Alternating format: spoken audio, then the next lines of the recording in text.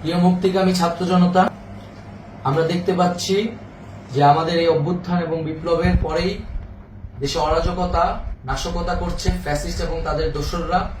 আমরা দেখতে পাচ্ছি যে বিভিন্ন জায়গায় এখন গোলাগুলি চলছে, মন্দিরে হামলা হচ্ছে এবং নাশকতা ও লুটপাট করছে।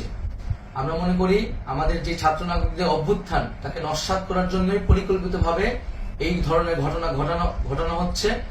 আমরা মুক্তিকামী ছাত্র জনতাকে সজাগ এবং সতর্ক থাকতে আহ্বান জানাচ্ছি এবং আমাদের যে অন্তর্বর্তীকালীন সরকার, আমরা সেই সরকারের যে প্রস্তাবনা 24 ঘন্টার সময় নিয়েছিলাম, জরুরি পরিস্থিতি মোতাবেক আমরা এখনই তার একটি রূপরেখা ঘোষণা করছি।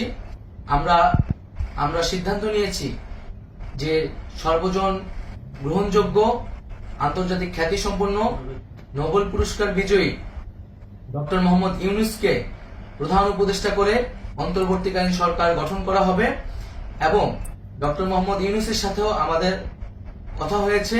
তিনি ছাত্র জনতার আহ্বানে বাংলাদেশকে রক্ষা করতে এই গুরু দায়িত্ব নিতে সম্মত হয়েছে।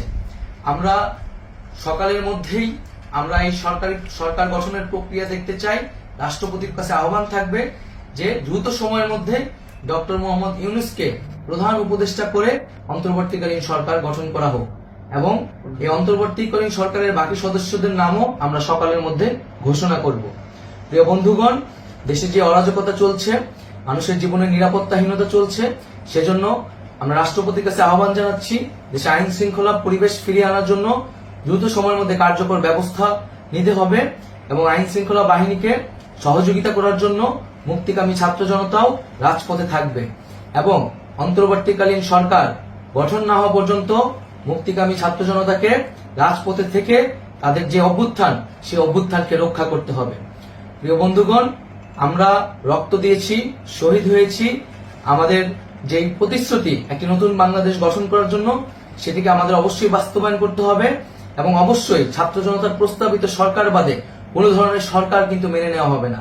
আমরা বলেছি কোনো ধরনের সেনা শাসিত সরকার অথবা সেনা সমর্থিত সরকার অথবা এই ফ্যাসিস্টদের দোসরদের কোনো বিটিম সরকার কিন্তু আমরা মেনে নেব না। কোনো গণবিরোধী সরকারকে মেনে নেওয়া হবে না। ছাত্র জনতার অভ্যুত্থানকারী যে প্রস্তাবিত সরকার, অন্তর্বর্তীকালীন সরকার, যেটা আমরা সিদ্ধান্ত উপনীত হয়েছি ডক্টর মোহাম্মদ ইউনূসকে প্রধান উপদেষ্টা করে এই সরকার গঠন করা হবে, সেই সরকারকেই বাস্তবায়ন করতে হবে অবিলম্বে। আগামীকাল সকাল থেকে সকলকে আহ্বান জানাচ্ছি রাজপথে থাকার জন্য এবং আমাদের যে সাম্প্রদায়িক সম্প্রীতি এবং রাষ্ট্রীয় সম্পদ রক্ষা কমিটির ঘোষণা হয়েছে বৈষম্যবিরোধী ছাত্র আন্দোলনের নেতৃত্বে, সকল পাড়ায় পাড়ায় এলাকায় এলাকায় সেই কমিটি পাহারায় থাকবে। আমাদের সংখ্যালঘু কমিউনিটিকে আমাদের রক্ষা করতে হবে, রাষ্ট্রীয় সম্পদ এবং এই দেশকে রক্ষা করতে হবে আমাদের।